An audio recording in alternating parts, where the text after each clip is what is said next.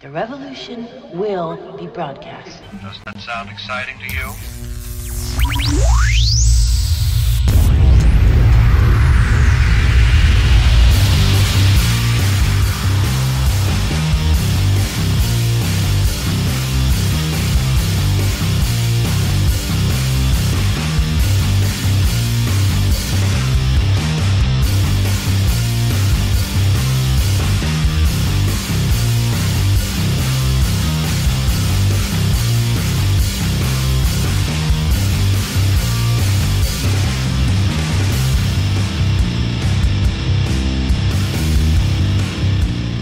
Welcome back. Welcome back, Shadow Nation, to the one, the only, mystifying, wait for it, Oracle Radio, your GhostMan&Demon Hunter show, Demon Hunter. Yes, sir. That was scary. That was really scary. That was that was spooky for a second there. Hey, special thanks to all our homes, all our sponsors, Stitcher. That's right, Stitcher Smart Radio, Planet Paranormal, Spreaker, Paranormal Way Radio Network, our buddies in Canada Land. Yeah, Attentive Home Health. Yeah, Canada. Attentive Home Health Care. Good people ready to help the ones you love, especially if you're in Indianapolis, because that's where they're at, folks. Check them out at AttentiveHHC.com. The SWL Project, of course. Give some love. Share some love. Hey, Nathan, everybody needs love. Check them out at SWLProject.com, sir. Yes. Yes, sir, Reba. We are back in studio. It's amazing we made it back. It is. I am so happy we are here. Yeah, been doing your road tours. I have. I'll tell you one thing. Whew, trying to get some sleep in between all that. I know, exactly. And we officially went back on the road, what was it, last weekend? Yeah. Last weekend. It's so hard to believe, guys. Nathan flew in, and, of course, we started our road circuit. We used to do a lot of local paranormal conferences, God, for years, and we decided if we were going to go back, we were going to wait for something big, and, of course, Comic-Con started calling, and who can pass that up? Yeah. Yeah, so, hey, to the people at Indiana Comic-Con, guys, thanks so much on behalf of Nathan and I, right, Nate? What an incredibly well-run program, too, Sean. Oh, my God, it was amazing, and I got to tell you, it was just, we actually showed up. And we were so used to working the paranormal circuit to where you would show up and they had nothing available.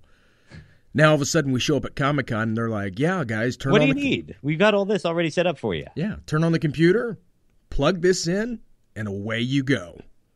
Yeah, I thought it was amazing. So, special thanks, guys, to Indiana Comic-Con. You guys rock. And, of course, Nathan, we might have PopCon coming up. That would be sweet. That would be cool. What do you think PopCon is? What do you think it is? Isn't that where you get together and eat popcorn? No, you wish it was. It's a special place. Popcorn. It's a special place for like, I don't know, all the artists, local artists. They support local, like us, radio guys. Yeah, all kinds of stuff. And so yeah, hopefully, guys, we got that coming up very, very soon, Nathan. So what's going on? Happy Mother's Day to our women out there. Yes, to all the moms. Yeah. And to everyone with a mom. Yeah. It's good stuff, man. The moms, we gotta love them. I took mine out last night.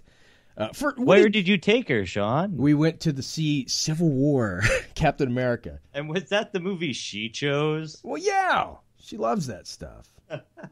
No, Mom, I love you. She sat through it, but she knew the kids wanted to go see it and stuff, so we all got to go out there. And man, I got to tell you, it was I got the coolest mom ever. Love you, Mom. Happy Mother's Day. I think I have the coolest mom ever, Sean. So you do? Tell us, what did you do for your mom? What did you guys do?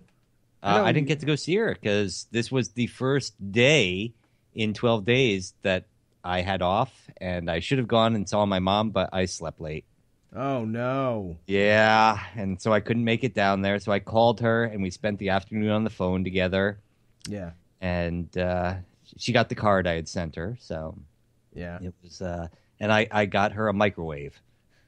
Did you really? I did. She needed a microwave. Well, usually it's... at a certain point in your life, you realize you've gotten old enough now that every minute counts, and you better start cooking your food with microwaves. Absolutely. Don't waste another second. That's right. Making bologna sandwiches. You can make bologna. I mean, you don't have to cook everything, Nathan. I cook bologna. You do. You ever fry bologna? Oh, that's so good. Fried bologna's good. How old do you think you were when you got your very first fried bologna sandwich? I think I was the first one I remember. I was probably around 7. Okay. Who was big in your family on the bologna stuff? You know what? It was really just something that my mom was out, and so my dad made the fried bologna sandwiches. Yeah. That's how I grew up on it. Dad made chili, though. Dad made the best chili in the state of Indiana, in the Midwest. My father was a former Army cook, so everything he cooked had to be done in either one pan or one pot. It had to be chili. Yeah, it was chili, or it was stew, or it was a casserole, you know. And he'd always cook enough to feed like 20 people, even when there were only 2 of us, so we'd be eating it for the next 10 days. Right. And he loved every minute of it. Oh, yeah.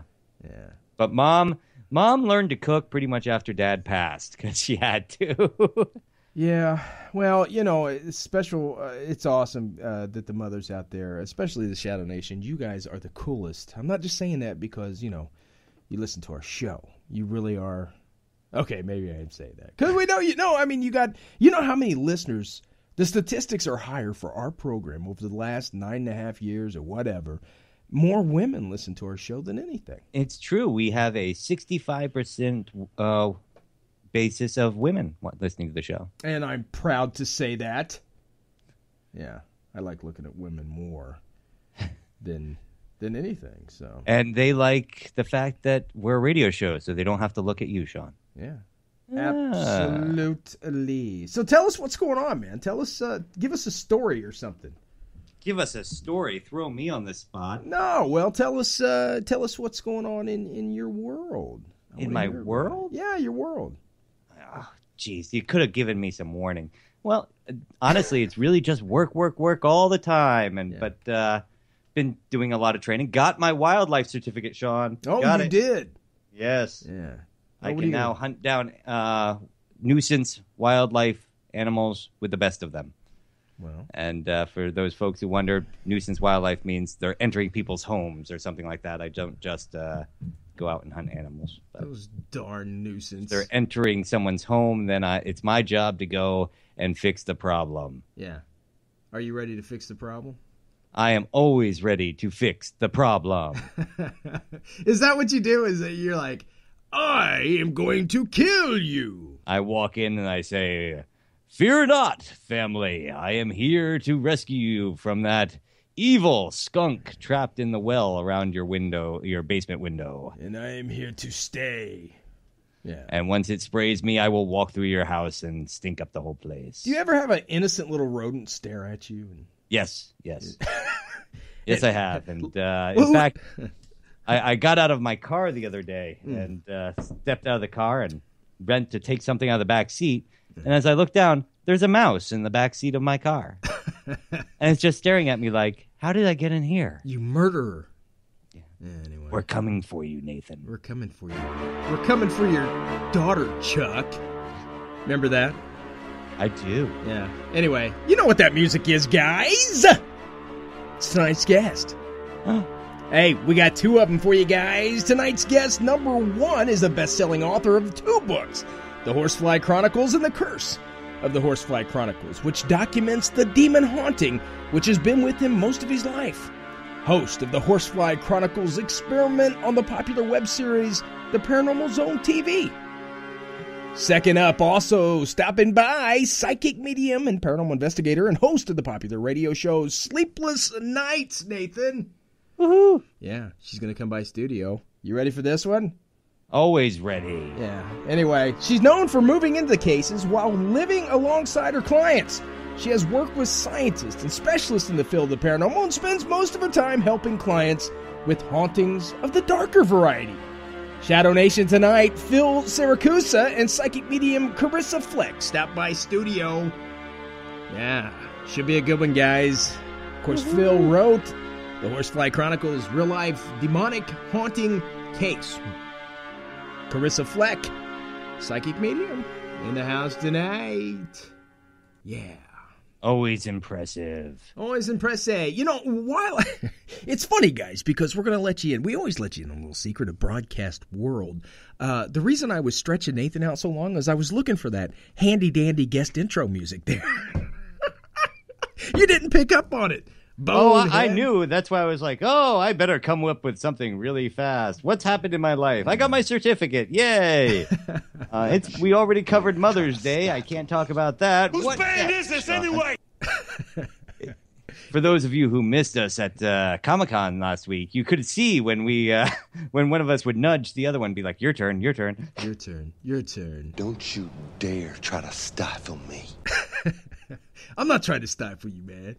Anyway, I could have mentioned the fact that just when the show was starting, Sean, for some bizarre reason, well, just like always, the phone just disconnected between us. The direct line between Sean and I went down. There you go. The weird's happening again.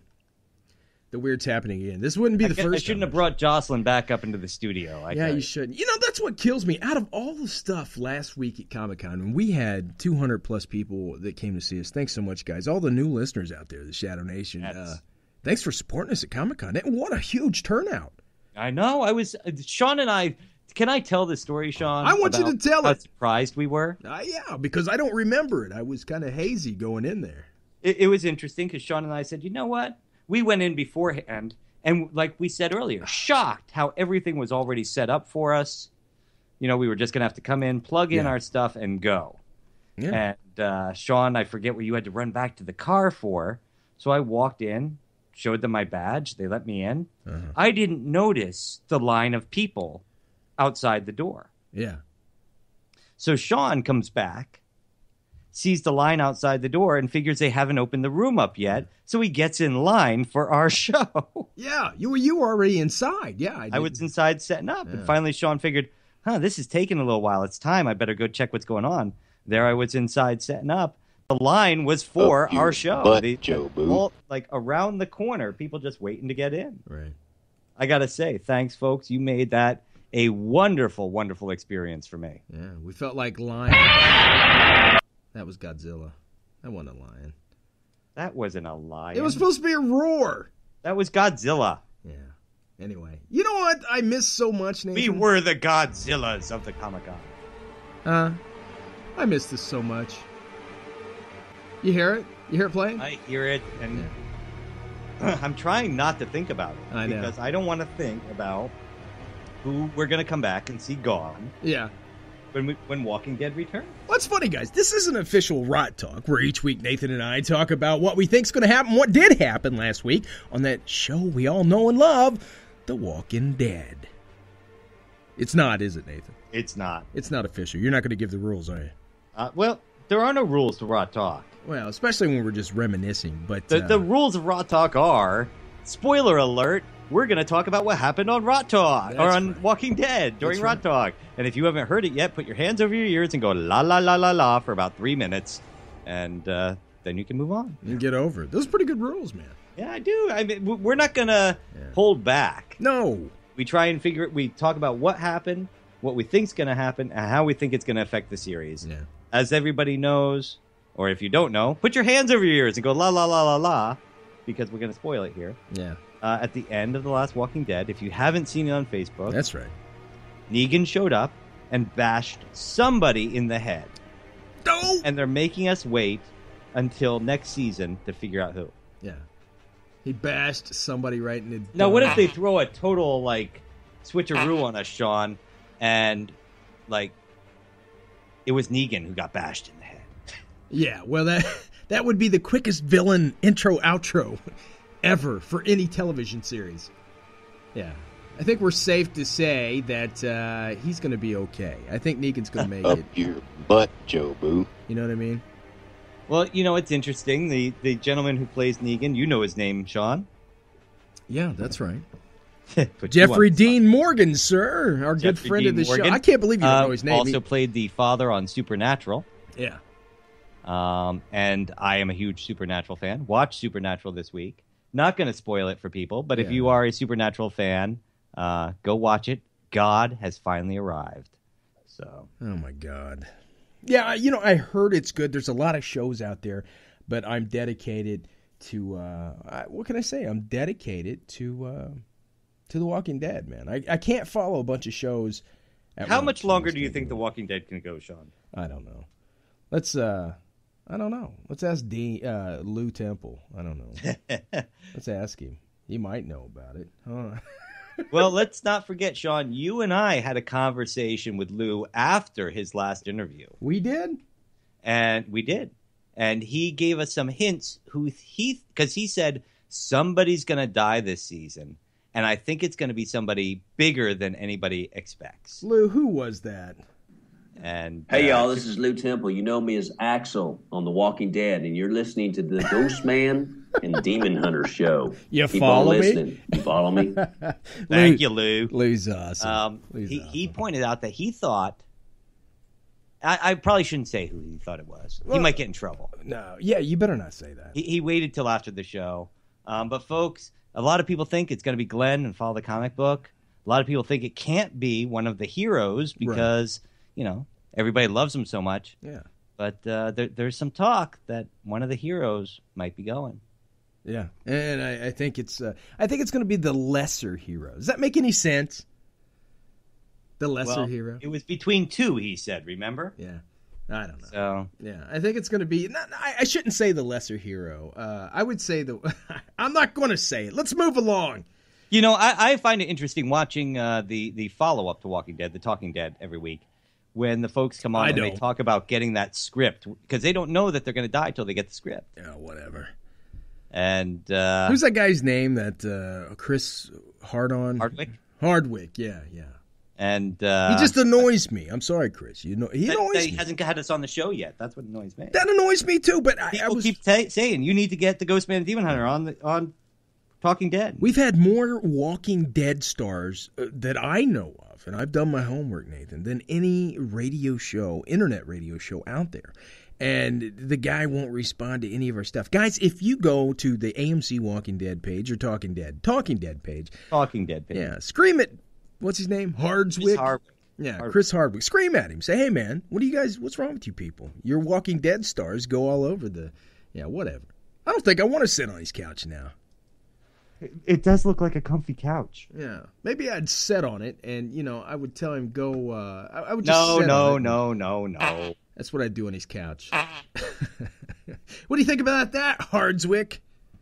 Oh, you're just a mean man. He can kiss my butt. Anyway, Mother's Day turns 100, Nathan. It's surprisingly dark history. You ready for this one? Okay. Yeah, anyway, it's known mostly as a time for brunches, gifts, cards, general outpourings of love and appreciation, as like Nathan added, of course, microwaves purchases. Yes. Apparently. Yeah. That's weird. To save mom time in her final years. You didn't put mom in the microwave, right? No. Okay. No. All right. Well, you got to be a little unstable. My enemies. You don't have to be crazy to do this radio show. It just helps. But it helps. Yeah, it does. Anyway, but the holiday has more somber roots. Here we go, Nathan. It was founded for mourning women to remember fallen soldiers and work for peace. And when the holiday went commercial, its greatest champion, Anna Jarvis, gave everything to fight it, dying penniless and broken in a sanitarium. Oh. Yeah, it all started in 1850s when the West Virginia woman organizer Ann Reeves Jarvis and his mother held Mother's Day work clubs to improve sanitary conditions and try to lower infant mortality by fighting disease and curbing milk contamination. Bad time, huh? Yeah. Boobies. According to historian Catherine Antonelli of West Virginia. That's not a West Virginia name. Anyway. What's a West Virginia name? For like Bob Smith. Anyway, from West Virginia, Wesleyan College. Watch everybody. Haxel. That's a good West Virginia name. Haxel. Watch all the listeners of the show. Email me West Virginia names. I don't care, guys. Do it. Email me. Prove me wrong. The groups also tended wounded soldiers from both sides during the U.S. Civil War, 61-65, of course. That's 1800s. In the post-war years, Jarvis and other women organized Mother's Friendship Day, picnics, and other events as pacifist strategies to unite former foes. It was a big battle, Nathan. It was. Yeah. Julie Ward Howe, for one, she's best known as the composer of the Battle Hymn of the Republic. issued a widely read Mother's Day proclamation in 1870, calling the women to take in active political roles in promoting peace. Around the same time, Jarvis had initiated a Mother's Day friendship for Union and Confederate loyalists across her state, but it was her daughter, Anna, who was the most responsible for what we call Mother's Day today, and who would spend most of her later life fighting what it had become. Although she never had a child of her own, Nathan. Yes. She always respected Mother's Day because of the passing of her mother. Aw. Yes.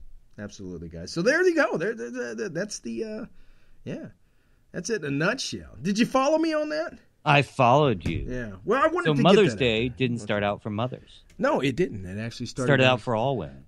Yeah, well, for mothers to mourn the passing of their sons and stuff. Oh. Yeah. Now Now we have to give goods to the mothers. Oh, what a world.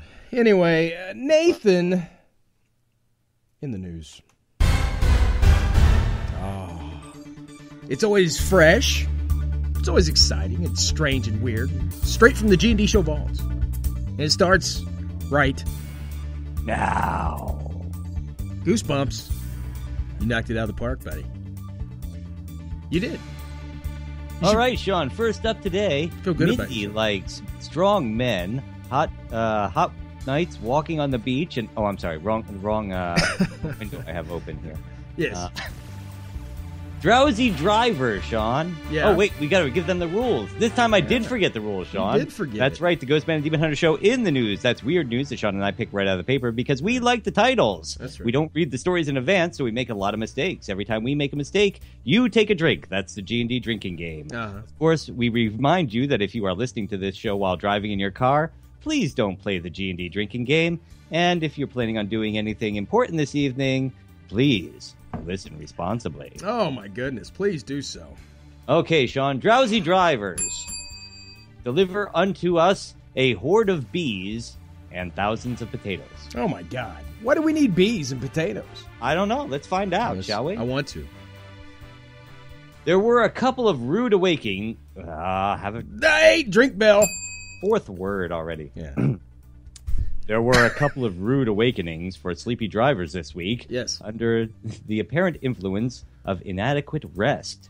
A truck driver spilled 50,000 pounds of potatoes on a highway in North Carolina, Right. and another unleashed millions of bees on a Wyoming interstate. Okay. Okay.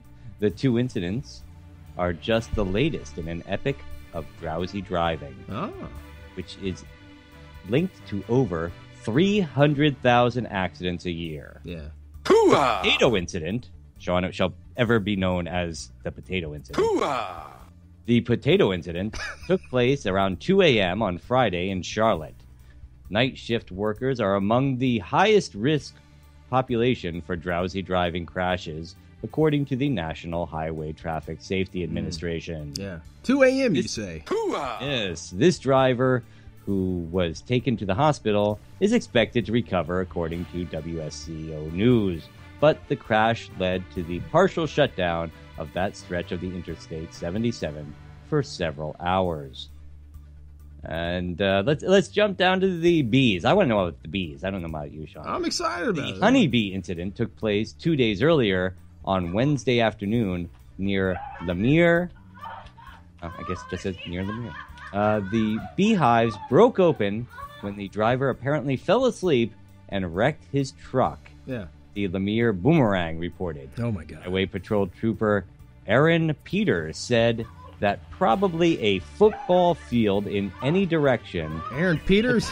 was swarming with honeybees, according to the Boomerang. Yeah. Okay, since you're bored, I'm just going to let you read the next one.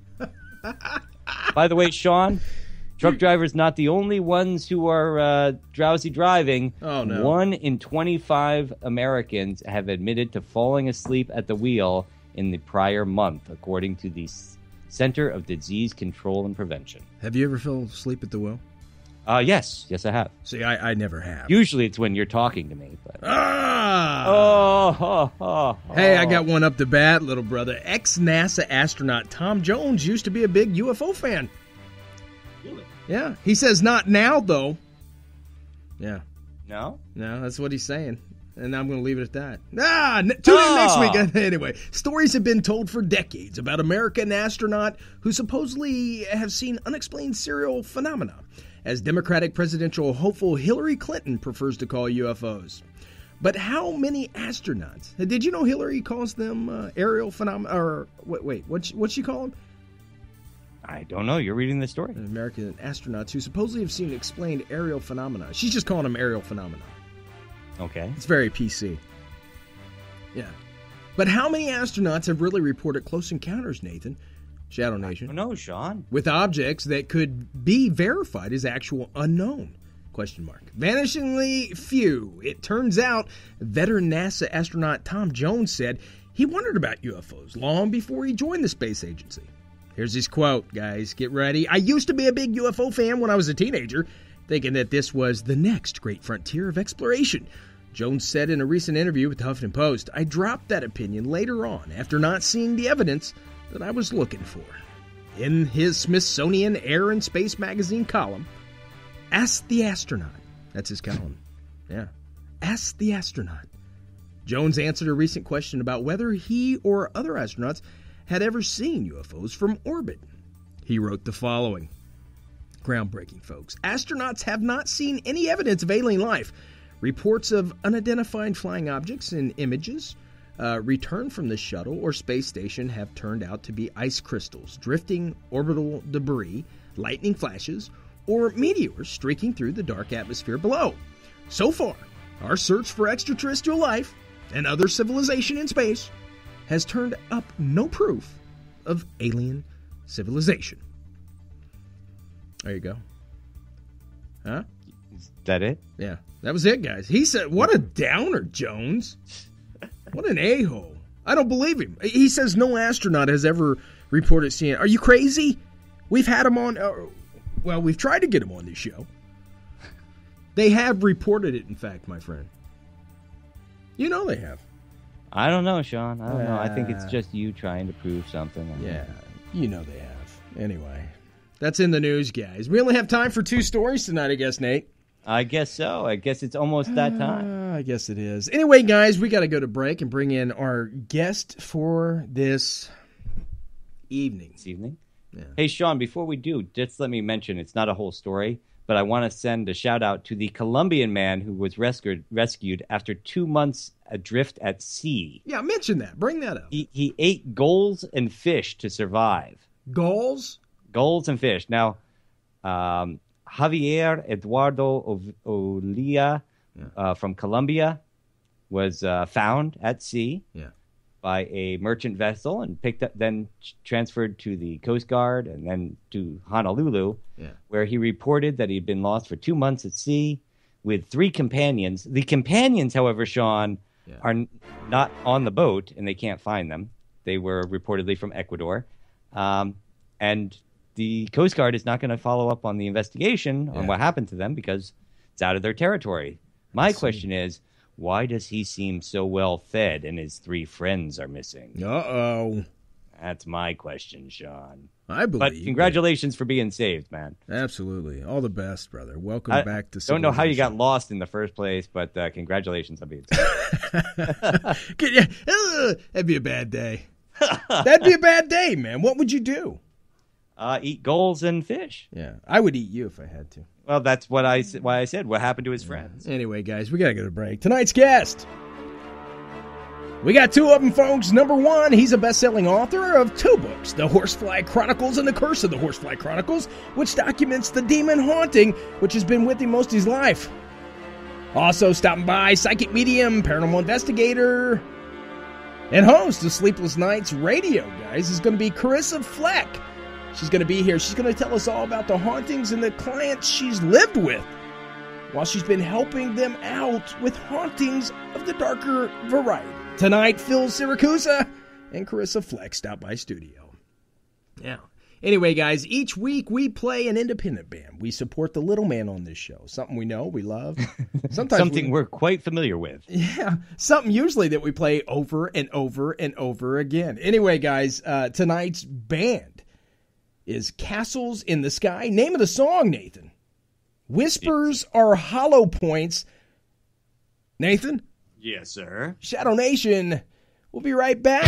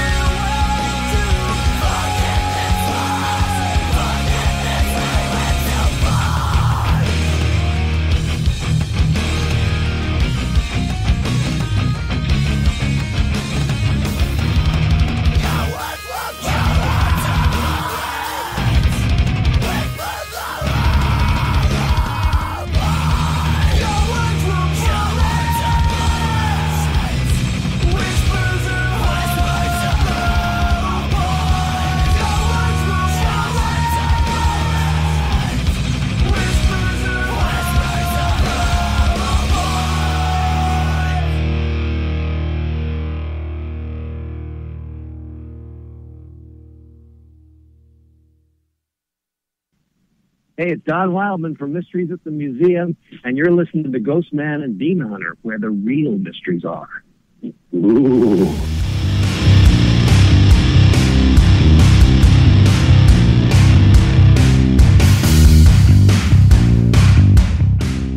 Hey, welcome back, Shadow Nation, to the one, the only, Mystifying Oracle Radio. Tonight's guest, we got two of them for you, folks. First up is a best-selling author of two books, The Horsefly Chronicles and The Curse of the Horsefly Chronicles, which documents the demon haunting, which has been with him most of his life. Host of the Horsefly Chronicles experiment on the popular web series The Paranormal Zone TV. Also stopping by right here is psychic medium and paranormal investigator and the host of the popular radio show Sleepless Nights, known for moving into cases while living alongside the clients. She's worked with scientists and specialists in the field of the paranormal and spends most of her time helping clients with hauntings of the darker variety. Shadow Nation, help us welcome to the studio tonight author Phil Sircusa and psychic medium Karissa Flek. Karissa, Phil, what's going on, guys? Hi, we're doing good. Thank you so much for having us on. We're excited. Oh, you bet. We're excited to have you. Sorry it took so long. Oh, my God. We were, I checked the emails. I said, we got to get these folks on, and then we had the everything going on at Comic-Con and everything. We haven't even done a show in like 3 months, I think. That's okay, I understand. Yeah, you guys are busy too, man. Tell us about the shows. You guys got the books going on. Phil, how you doing, man? Great, thank you for having us on. My name is Philip Siracusa. I am the author of the Horsefly Chronicles, a true life demonic haunting. As a 48-year-old man, I could look at anybody in the eye and tell them that demons and entities do exist. Nice. And that they can reveal themselves through the naked eye. And this is a very serious haunting, and we're still documenting it. And, for the listener out there, really quick, I just want them to know that we've tried to remove entities over the last 2 years through priests and ministries and shaman. Unfortunately, the results were grave towards us. Okay. So now what we're doing is we're doing a paranormal series every Monday night to prove to the world and the hardcore skeptics that entities do exist, and we're bringing it to them live stream as best as we can. Okay. Up until we're able to get a full apparition. Yeah. With words coming from it, we're not going to stop. Phil, is that the Horsefly Chronicles experiment? Is that what you're talking about? Yes. Okay, great. So what was that? Every Monday night you guys go live stream? Yes. We bring you the best in the field. We do different experiments, and we're also trying to prove that energies can transfer through electronics. And so far, we've had really successful shows. Nice, guys. We'll definitely get all that out. Absolutely, man. We want to plug all of your guys' stuff because what you're doing is amazing. The books are great, and what you've had to go through, Phil. I mean, over the last 10 years, Nathan and I doing this show, we had the TV show on A&E. We've dealt with the demonic cases and everything else. So we respect where you're coming from, and I respect what you dealt with. I myself grew up in a haunted home. Now, it wasn't demonic that I know of, but yeah, man, I know how to deal with that. Tell us a little bit about the story, Phil. Did it start when you were a kid growing up in this house, or what? Go ahead. Well, let me explain to the listener this, that it's not a haunted house. It's a haunted person, which is myself. Now, not to disrespect anybody's beliefs or religion, but I do remember heaven and hell. I do remember that. Yeah. And again, that's my belief of my experience. And I remember these entities coming through, seeing dark shadows through adolescence. And the dark shadows became very, very negative in its energy as I hit younger teenage years. And I thought it was psychosomatic or a power of thought. When back in the 70s, no one really talked about ghosts and demons. You were laughed at, quite frankly, especially a person that went to a Catholic school. But I took it in as that maybe it's just hallucinations. I wasn't clearly understanding what was happening to me. But what I can tell everyone in the world is that the older I became, the stronger these dark attachments became. And entities, unfortunately, are one step ahead of us in the physical world. Where our lifespan is no more than 70 to 90 years old, entities have been around for tens of thousands of years. So the way we think and they think is completely different, and they're masterminds of manipulation. So when it grows with you and you don't know what you're dealing with, it becomes a stronghold on myself and a family. So I've lived in over 10 different locations over the last 20 years, and these entities only grew stronger and stronger. So through the practices of myself and not understanding what was going on, I went to the Ouija board and things like that, not knowing that I was actually opening up more doors for these entities to get stronger in my life. Now, Phil, this was when you were younger, right? Ouija yes. board? Okay. So we're talking about the mid-'80s when I started to tamper with the Ouija board. Yeah. And then I purchased a book called Gosha from Magical Child in New York City. You see, entities, I hate to say it, but they're smart because what they do is like a magnet. They'll lead you to things that they want you to bring down that path, and you don't know what you're doing or why you're even doing it. So I started to tamper into darkness to try to understand what I was dealing with my whole life up until that point. And then what I was really doing is opening up the doorways to hell, right to the physical world. And I'm not going to tell people that my walls bleed and furniture flies through the air. That's make-believe. Yeah. But I will tell the world this. Does this energy travel through electronics and it can communicate with us? It can. And we've caught voices and growls and full sentences on a regular cell phone. And we try to debunk it over and over again. But unfortunately, when it gets stronger, you start to now see a black mist sometimes go by. And some people say, well, sometimes orbs, they're dust particles. And you know what? Most orbs are dust particles. Right. They really are. But it's the few and far between that would you ask it on command to move from one side of a room to another with no air ventilation. It does it. You know that you're talking to an entity. These entities, a lot of people that are on television have come to my home because I wanted to try to debunk all of this. Yeah. Especially being a father of 4 and living the life that I live, to say that it's not true. Yeah, let's talk about that, Phil. I mean, you had so the mob back a couple of ties. years ago, I brought in a paranormal team called Eastern Paranormal Society, Uh-huh. and that's how I met Karissa Flek. Yeah, Karissa. Yes.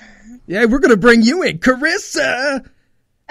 The psychic medium, man. How did you, tell us about it. How did you meet Phil? What got you started in the medium world, psychic? Well, I've been able to see and communicate with spirits since I was a little kid. You know, some of my earliest childhood memories are me talking to the dead.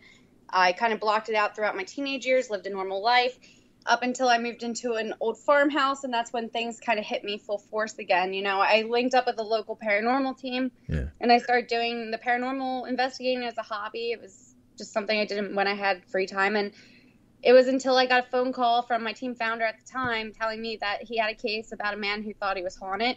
He didn't tell me anything else about it. Long story short, without even knowing Phil's name, the entities in his house came over to mine and tortured me and tormented me for 3 weeks. And I finally came to the house for the first time, I guess now 3 years ago, which is crazy. Yeah. And, you know, it was a connection, a friendship to him and his family. And I ended up moving in this case for 4 months and documenting it.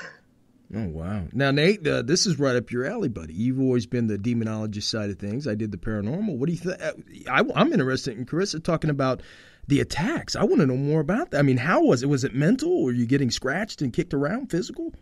It started off, with just this feeling that something was there, and I couldn't quite make it out what it was. It was like it had a veil over itself for the first time in my life. Because up until that point, I was used to seeing things physically there.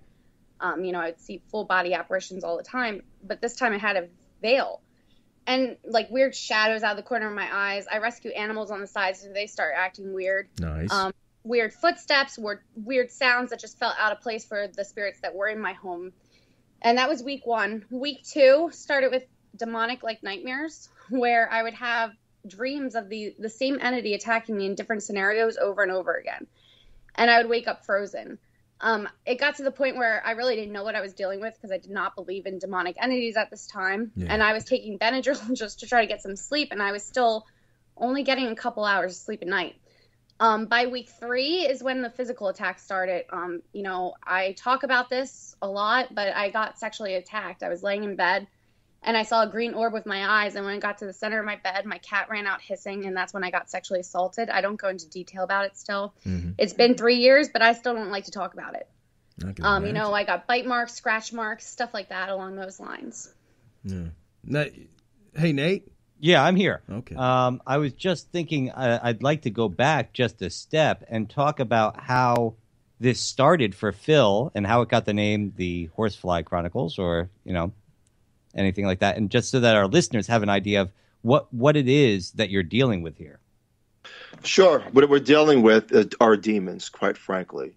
And how it started was I have a remembrance of heaven being pulled into hell. Not that I died here in the physical world, but that's where it all began, that my whole story. And on September 16th, 1967, I was born in Staten Island University Hospital. When I was born as a child, I started to remember that where I came from. And people say, well, is the light real? The light that when people cross over and die, that vortex of energy is real. It is not fake. It's a real light. It's just a reverse effect of somebody coming through the other side and being born here. And a lot of this stuff is hard to believe, understand, and digest. And that's why I bring in the best people. Up till this very day, I'm still doing it.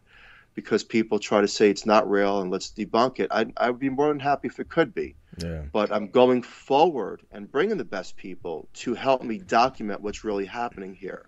Right. So, I went into black magic in the early 90s. Again, when, like Karissa said, it has a veil over its face. And in the physical world, when you don't know that path that you're being brought down, it pulls you in because it wants to talk to you either through mental telepathy or whatever it's using of communication. And you think the board, when you're using it, most of the time use a Ouija board, nothing will happen, quite frankly. But when it's a strong enough intent, it comes right through and you can feel its own energy. And people ask me, well, how do you know it's not a negative spirit and a demonic haunting? How do you know you're actually dealing with demons? And here it is. A negative spirit, I am not a paranormal investigator or a psychic or a medium, but this is a man that's haunted talking, is that a negative energy, you'll feel its pain, its weakness, and you'll feel very drained. A demon is like putting your fingers into a socket and you get a shock and you'll hear a pop. And when that happens, you start to feel the most negative thoughts, emotions of pain. You feel pure evil yourself. So basically, every aspect of happiness and love and peace that you had within you is gone, and it's filled with hate, pain, and now you just want to be on the attack in the physical world. Yeah. It takes you over that way, and when it does that, it's like a slight possession. And then when it does that, you only see what it wants you to see, because that's how it works. As a vessel, that's what we're called, vessels here, to its prey, to be utilized as a tool in the shed. That's what we are towards any entity in the physical world. And I will tell everybody that it's true. And unfortunately it works, and I've practiced to understand what was following me. Are these demons real?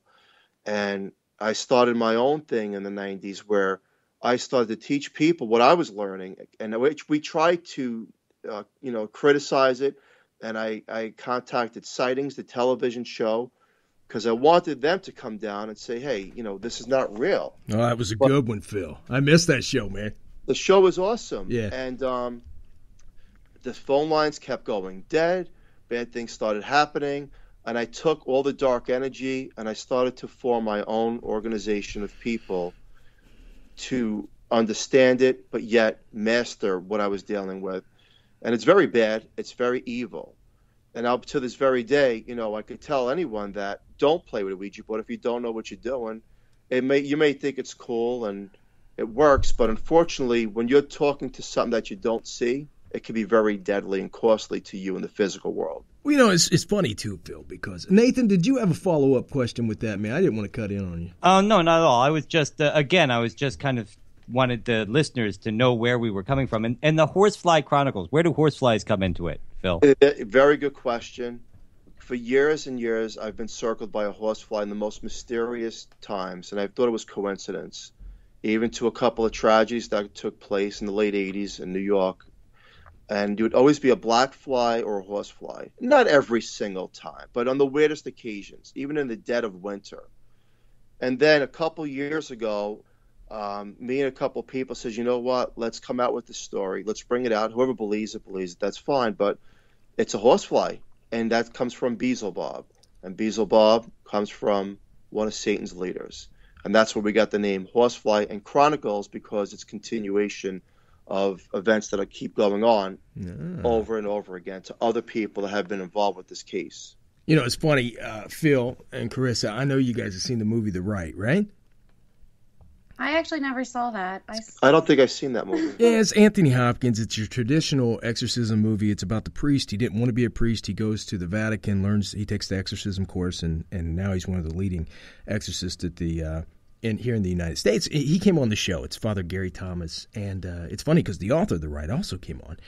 And we had Gary Gallagher. He is the psychologist for the International Community of Exorcists here in America that I didn't even know existed. Sponsored by the Catholic Church. Yes. And, it's funny, Phil, Karissa, because he said a lot of the things you're saying about, when you're in the presence of somebody that's truly possessed, that you feel the energy, that you feel it drain from you, and all this stuff. So there's certain telltale signs, I think, when you're dealing, like you said, how do you spot on? How do you say this is a demonic haunt? Because we've been on many, all of us here, on the phone line and on the mics. We've all been on cases, and sometimes you don't know what you're dealing with. So it's interesting you bring that up. But, I see you have your share of haters, both you and Karissa. So do we.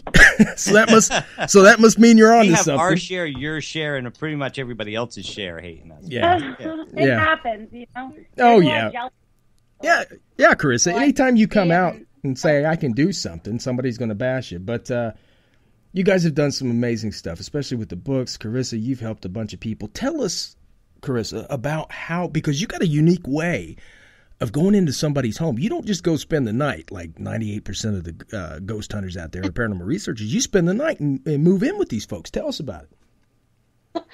Well, you know, it started with this case. It wasn't something I had planned, but it's something that goes way back in the day before the paranormal world was so Hollywoodized. And, you know, paranormal investigators are people that were in universities, used to go and move into the client's house. It's something that priests also used to do. I don't know if they still do it. Before moving in to perform an exorcism, they would move in and study the case. Yeah. I kind of base it off my theory of familiarity where, you know, you can't go into a case for a few hours and determine if it's a hoax or not. You know, spirits are, for the most part, like people. They're not necessarily going to interact with you the first night you're there.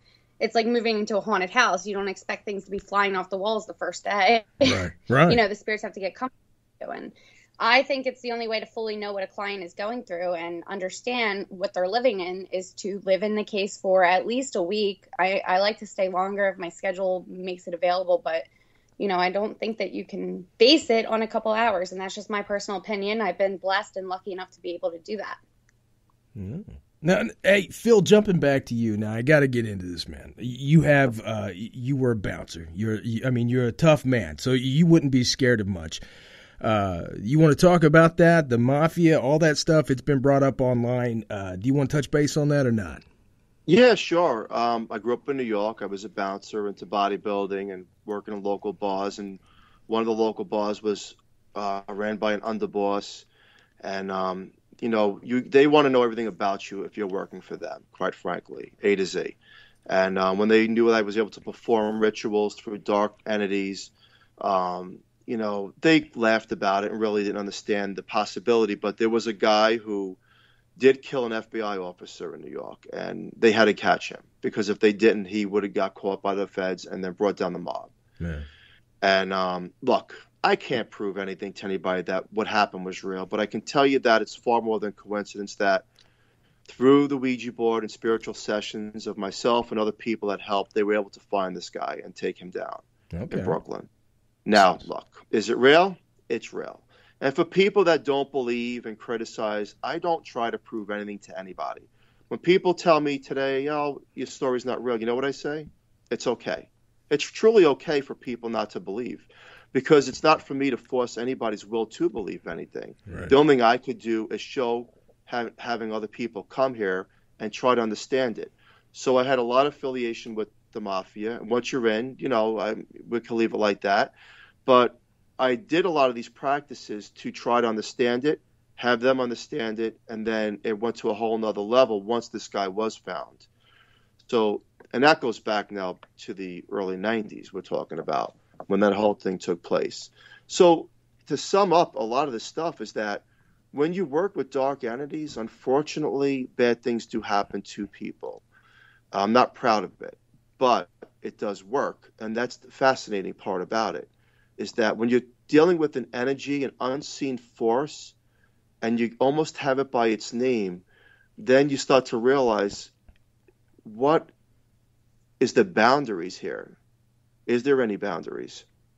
Now, a year and a half ago, Karissa had a brilliant idea to come out with a book called The Curse of the Horsefly Chronicles, and it was basically a lot of the people that came to this home have their own testimonial experiences of what they dealt with. Yeah.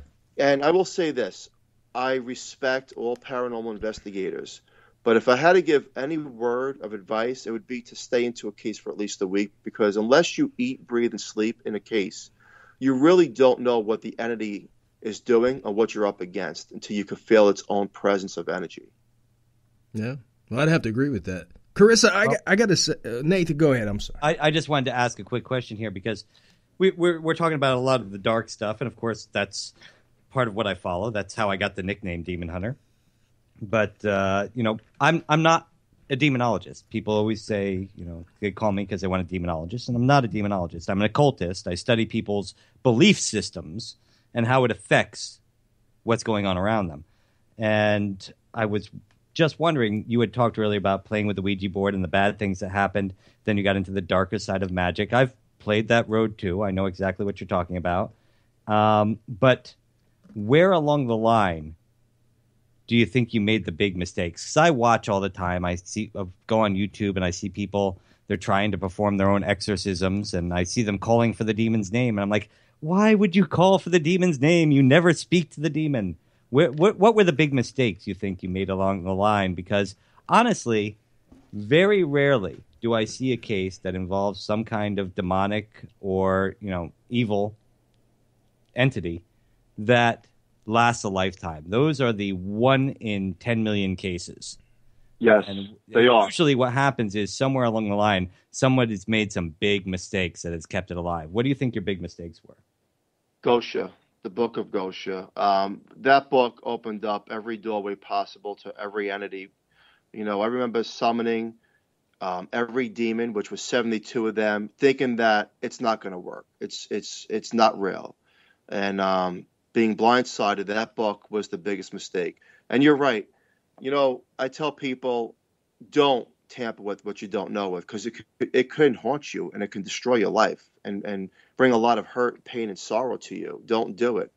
Now, today, people ask me, am I on the light side or the dark side? I got to be honest. I'm still split in between, because it's as if the entity that's around, when there's enough evil intent towards a person, it goes after them. And it sounds crazy. And that's what we're trying to understand on these experiments, is how to communicate with it. So my best advice to the world is don't tamper with things. Go towards the light and be happy. If you want to learn about things, you can read about it, but don't fully go into it trying to understand it, to take it in. Because once you do, it almost becomes part of you. Yeah. Now, I tell you what, guys, we're running out of time, so I wanted to get out there for our listeners. Talk more about the show. Both of you guys, you have a show, you're host. Talk about that. Yeah, like we said, it's on YouTube. It's on our good friend Noreen's web series channel, which is Do You Believe? She also opened up another show for us. It's the Horsefly Phenomena. And we just bring you the best in the field. We've had everyone from tarot card readers to famous, recognized Ouija board players. We had paranormal investigators. Last week, we even went down the darker road to try to understand. We had a Satanist psychic on that's very well known. We try to bring you every side of things to try and understand what we're dealing with, and for the listener to kind of take the ride on with us. And, it's been a really successful show. We've had a lot of different people, a lot of different viewpoints, and everyone seems to really like it. What's next for Phil and Karissa? What's going to happen next here with the Horsefly Chronicles, the house, everything you guys got going on? What's down the road? We have a book coming out with Haunted Road Media. We just signed a contract, so we have a new book coming out. Other than that, we're in the works with another web series that's really well known that we're going to bring to the house. More people coming forward and coming here to document this case, and more experiments. I guess that's about it from my side, Phil. The exciting thing is this, and I want to tell everybody this, and you don't have to believe me, but listen to me very carefully. This goes for everybody that's alive. We never truly die. We don't. We never truly die. When our flesh goes, our energy goes on. And that is an exciting thing. And now we're trying to prove how it exists, how these entities exist, and how there's a bond between both, which sometimes there's a connection, like an attachment that happens to people like myself. And, a lot of people that came on these experiments is, Phil, how do you know the other side? It's very simple. We're using right now these experiments to show us and prove it. And other people like psychics and mediums and remote viewers to help me prove this theory. I know one of the things you guys got involved with that caught my eye was ITC. Mm-hmm. I started out with that, and I shared something, I believe, with you, Karissa. Phil, I think you got involved, too, with the Sally House. I'm actually friends with the Pickmans, and we started a team together called the Survivors of the Dark. Phil's not really a part of that team. It's mostly just me and the Pickmans, and we just counsel other people that have survived a demonic haunting, because it's in our belief that getting an exorcism or getting a deliverance is only half the battle. You still have that connection for the rest of your life. I know, and Phil. That's what Go ahead, Karissa. I'm sorry. Go ahead. No, that's pretty much it.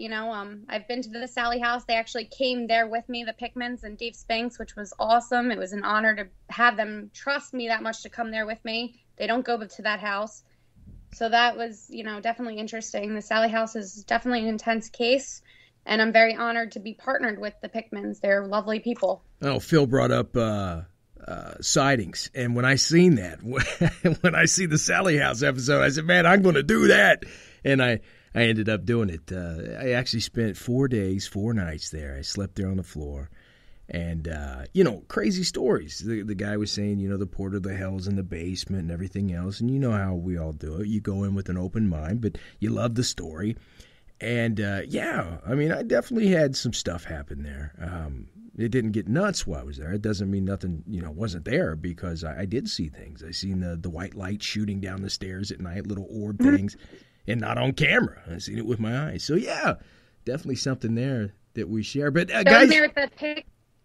Going there with the Pikmins was definitely a once-in-a-lifetime experience. I think during the live stream, Tony ended up getting 3 scratches. Just like the old days. His head. So it was definitely crazy. Definitely an intense night, for sure. And it wasn't necessarily the evidence we caught, though we did catch awesome evidence with the disembodied girl's laugh and stuff like that, and the scratches appearing. It was more just the general feeling of that house. Yeah. For me, anyway. I'm definitely into the ITC portion of that. Nathan, do you have anything else for Karissa? I just have one question, and for both of you to get the chance to answer separately. A lot of times these things just infest your life, and you wish it could be over, it could be gone. You're looking to solve the problem, but at the same time, it makes your life different than all the lives around you. And I wonder if somebody came to you tomorrow and said, I can make all this demonic stuff stop. Tomorrow your life will go back to normal, but your connection to like the supernatural world will be gone. Would you say yes or no? Would you let them wipe out the evil around you, knowing that you have no longer a connection to the other supernatural side of this life? If I truly believed it, the answer would be yes. If I truly believed it. Going through every measure, no one has a magic wand, and that's just the way it is, period. And that's my answer to it. There's no magic wand. And when you see the energy that floats through an air and it's caught on film, you realize that our simple words in the physical world is not going to make it leave. It just doesn't work like that. Yeah, and I'm going to have to agree with the same thing. Of course, who wouldn't want to rid themselves of this life? Because your life does change forever. But in the same retrospect, I just have been through it with so many people that I wouldn't believe them at this point. Not after everything that we've witnessed happen to us after we've tried to do the removal process. Yeah. It's much easier just to live with than go through the hell that comes when you're trying to get rid of. See, I just ask because Sean and I just keep walking into all this stuff. We have perfectly normal lives, and then we get walked back into it, and our lives go crazy for months. Yep. Job hazards. But, guys, we're getting ready to close out the show, but I want to give you a chance. Where can our listeners follow you and find out everything about you? Well, this is Phil. You can follow me on Facebook, Philip Sircusa. I have a page, the Horsefly Chronicles. It's probably the only thing I do respond to with people. And you can find the book on Amazon if you're interested in paranormal, quite frankly. But before I do go and pass it over to Karissa, if you gentlemen are ever interested in coming down here, I'd love to have you. All right, thanks, man. Absolutely. Absolutely. And sounds you like can amazing. find me on Facebook under Karissa Flek. We do have a website, thehorseflychronicles.com. That's about it. And where do they find you on YouTube? Oh, YouTube, I'm under Karissa Flek. There's a few fake accounts of me, unfortunately. I don't know why. I'm not famous or anyone cool. Well, that's why I had to have you send your info, because I tried to find you to connect with you tonight, and there were too many of you. Yeah, it's creepy, isn't it? It's a little creepy. Yeah, I only have one Facebook, one real YouTube, one real Twitter, one real Instagram, and you'll know it's me because I actually know how to spell.